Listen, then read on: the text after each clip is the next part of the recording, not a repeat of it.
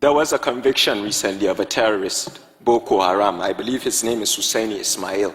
He was convicted for 20 years by a high court. He was a Boko Haram terrorist. Mazi Nnamdi Kanu was convicted, I think, last week, and his own conviction said life sentence. I don't understand why one terrorist is getting 20 years and the other is getting a life sentence if you're saying that. I think due process. I am troubled by the conflicting judgment by various high court judges. Where the law says act of terrorism, if convicted, shall attract death penalty, no judge has a right to pronounce less than that. It is only when you have implemented the law, interpret the law, not the sentiment of a judge, the will of the people as conveyed in a law, then the president can decide if there are reasons for him to do so. There was a conviction recently of a terrorist, Boko Haram. I believe his name is Hussein Ismail. He was convicted for 20 years by a high court. He was a Boko Haram terrorist. Mazi Nnamdi Kanu was convicted, I think, last week, and his own conviction said life sentence.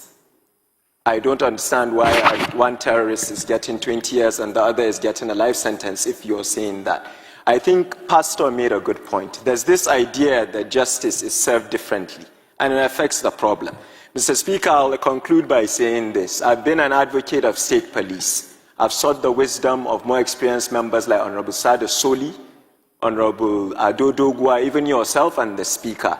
I think the definition of insanity is doing the same thing over and over and over again and expecting different results. Somebody said that earlier. We cannot be sitting in Abuja and expecting operations to be efficient in Benue. We have to go back to communal policing. You that are older than us always tell us there was a time when if a guest comes to a community, everybody knows him. We have to get the traditional leaders involved and go back to state policing. This parliament, under your leadership, and I know the excellent work you're doing in the Constitutional Review Committee, is looking at that. Sir, no time for election talk now. We have to tell the public a timeline to roll this out. The fear that governors will abuse it always shocks me because they already have all that power. I'll finally end by putting myself in trouble as usual. The North has an issue. My honorable sister mentioned why we've become a breeding ground for such things. This is why. We are not sending our children to school. Of late, you have bandits on TikTok holding monies. The younger people, younger than myself, that have no employment and no skill because we've neglected them, is a failure on all our parts over the years. Mr. Speaker, these young people go on TikTok and see a criminal holding minted cash. He's suddenly exciting. You want to emulate him. Mr. Speaker, we can do whatever we want to do in terms of FDI, IGR, investments, but we are failing in our primary duty, which is to protect the people we serve. We must increase the welfare of police officers. Recruitment should not be by allocation, sir.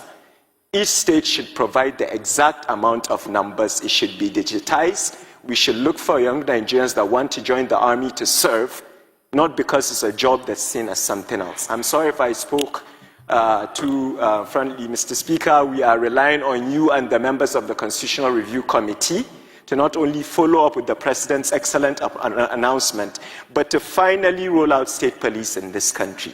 I hope I made my point, and I really appreciate the session today. And once again, sorry I came late. Thank you so much. 30 seconds more. You still have another 30 seconds. Oh, I thought I didn't have time, Mr. Speaker. Fine, with the 30 seconds, let me... Sir? What? No, sir. I think the reason why I spoke like that, Mr. Speaker, is the passion is enough. You said something that I appreciated, and Honorable Benson said something earlier, and I was at fault. Shagai and I were joking about something, and then you said this is not a funny matter. It's not. I also would like to implore all of us here. This is not a time for weddings, for events, as you rightly said, for dinners or public. You know, we should show that. Time up, Honorable El-Rufai. Thank you very much. Thank you, sir. It's a pleasure. Thank you. We have passed laws that impose death penalty on terrorism. This parliament is on record as having done that. Mr. President, I am troubled when, after all the efforts that security agencies and the prosecuting authorities have to invest to secure conviction, because unfortunately the state cannot behave like a mob. So you have to prosecute, follow due process. I am troubled by the conflicting judgment by various high court judges, where the law says act of terrorism, if convicted, shall attract death penalty. No judge has a right to pronounce less than that. It is only when you have implemented the law, interpret the law, not the sentiment of a judge, the will of the people as conveyed in a law, then the president can decide if there are reasons for him to do so, whether to commute or to reduce. How can an offense that carry death penalty, a judge reduce it to 20 years in prison? That is not acceptable. But he has violated the laws passed by the parliament. Number three, sir, and this will be the last. Has that happened in Nigeria already? It has. That somebody convicted of terrorism was sentenced to 20 years in prison. No. Pardon? No. What was it? No, not saying no. Not saying no. Can I be allowed to land?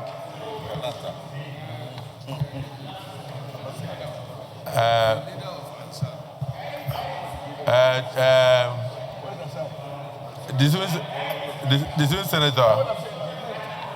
Senator, you have, Mr. President, that is the leader of Assad. They have a group. You have 30 seconds. A terrorist group called Assad. You have 30 seconds to land, but please be guided. Okay. Let's concentrate on the issue in discussion.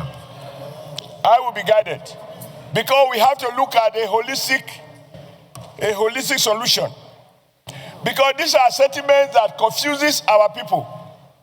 For example, somebody allegedly kills someone who came to attack him on his farm. And because he killed in self-defense, the man was sentenced to death. But there is no evidence that those who have come to attack farmers and kill farmers, there is no evidence that they have been so convicted, sentenced to death. These are some of the issues we have to deal with, so that nobody is given any excuse to misunderstand what is clearly a national challenge. I believe that President Tinubu inherited a situation that was already so complicated that no one of us, if we were to become president, can decree insecurity out of existence overnight. But we can begin to mobilize discernible action.